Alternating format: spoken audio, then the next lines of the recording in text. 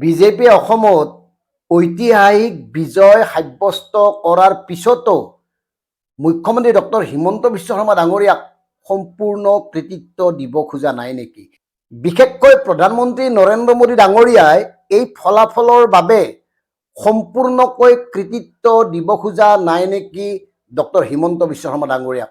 আপোনালোকক আমি দুটা সৰু প্ৰমাণ দিম, কিন্তু তাৰ আগতে আমি কওঁ যে অসমত বিজেপিয়ে যি ঐতিহাসিক ফলাফল পালে তাৰ কাৰণে সকলোৱে কৃতিত্ব দিছে একমাত্ৰ হিমন্ত বিশ্ব শৰ্মা ডাঙৰীয়াক।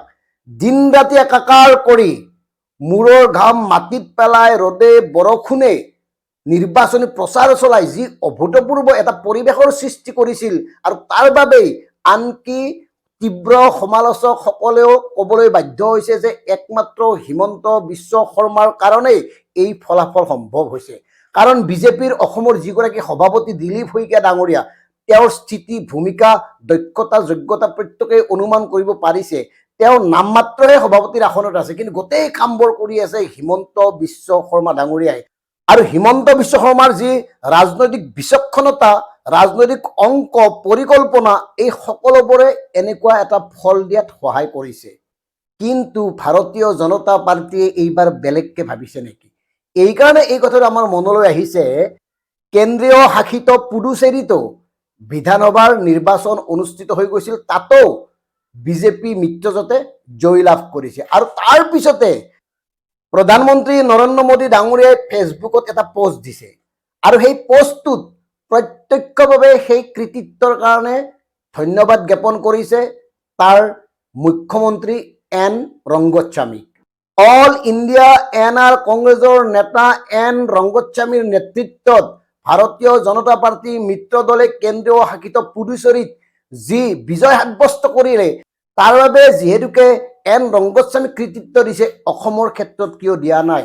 অসম বিধানসভাৰ নিৰ্বাচনৰ ফলাফলৰ পিছতো প্ৰধানমন্ত্ৰী নৰেন্দ্ৰ মোদী ডাঙৰীয়াই ফেচবুকত এটা পোষ্ট দিছে, আৰু পোষ্টটো দেখিলে আপোনালোকে গম পাব। তাত তেখেতে ধন্যবাদ দিছে অসমৰ আই মাতৃসকলক, ভোটাৰসকলক, অসমৰ ৰাইজক, কিন্তু কোনো এগৰাকী নেতাৰ নাম উল্লেখ কৰা নাই। কিয়? কাৰণ অসমৰ সৰ্বস্তৰৰ জনতাই জানে যে হিমন্ত বিশ্ব শৰ্মা ডাঙৰীয়াৰ যি শ্ৰম, যি দক্ষতা, বিচক্ষণতা, তেওঁৰ ৰাজনৈতিক যি পৰিপক্কতা, তেওঁৰ যি অংক মেনেজমেণ্টৰ, এই সকলোবোৰৰ কাৰণে সম্ভৱ হৈছে এনেকুৱা এটা ফলাফল। অথচ নৰেন্দ্ৰ মোদী ডাঙৰীয়াই হিমন্ত বিশ্ব শৰ্মা ডাঙৰীয়াৰ নামটো কিয় নললে? সেইকাৰণে আমাৰ মনলৈ এই কথাটো আহিছে, নে এইবাৰ বিজেপিয়ে অসমক লৈ বেলেগ অংক কৰিছে? আমি এটা কথা নিশ্চিত, কেন্দ্ৰীয় যিয়েই নাহক, যিমান ডাঙৰ নেতাই নাহক, যদি অসমত হিমন্ত বিশ্ব শৰ্মা ডাঙৰীয়াই এই ধৰণে প্ৰচাৰ নচলালেহেঁতেন, এই ফলাফল কেতিয়াও নহলহেঁতেন। আৰু তাৰ পিছতো এই ধৰণৰ ইংগিতে কি সূচনা কৰিছে, এয়াই কিন্তু লক্ষণীয় হ'ব। মানে কিবা বেলেগ অংক চলিছে নেকি বিজেপিৰ ভিতৰ চৰাত? বেলেগ কিবা চিন্তা চৰ্চা চলিছে নেকি? এই কথাবোৰ কিন্তু অতি সোনকালে জল পট হ'ব। আমি কেৱল ক'ব খুজিছোঁ যে এই যিটো নিৰ্বাচন, এই নিৰ্বাচনৰ ফলাফলৰ বাবে 100% কৃতিত্বৰ অধিকাৰী হিমন্ত বিশ্ব শৰ্মা ডাঙৰীয়া। বাকীবোৰ আছে দলীয় কৰ্মী বা দলীয় বিষয়ববীয়াৰ নিৰন্তৰ প্ৰয়াস প্ৰচেষ্টাটো আছেই, বিৰোধীৰ দুৰ্বলতা আছেই, বিৰোধীৰ ব্যৰ্থতা আছেই। হাতে হতৰাই লগ লাগি যদিও বিজেপিয়ে সামূহিকভাৱে সকলো দল কৰ্মীক কৃতিত্ব দিব খোজে, কিন্তু আমি ডিকেবি ব্যক্তি কম, এই কৃতিত্বৰ অধিকাৰী মূল হিমন্ত বিশ্ব।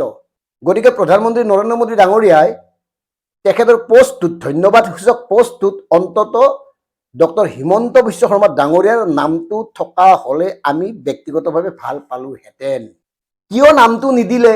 নিদিয়াৰ কাৰণে কি হ'ব পাৰে, কি নহ'ব পাৰে, এই বিষয়টোৱে কি ইংগিত বহন কৰে, এই সকলোবোৰ বিষয় হ'ল বিজেপিৰ আভ্যন্তৰীণ। কিন্তু আমি আমাৰ পৰ্যবেক্ষণৰ ওপৰত নিৰ্ভৰ কৰিহে এই প্ৰতিবেদন আগবঢ়াইছোঁ। ধন্যবাদ। জয় আই অসম।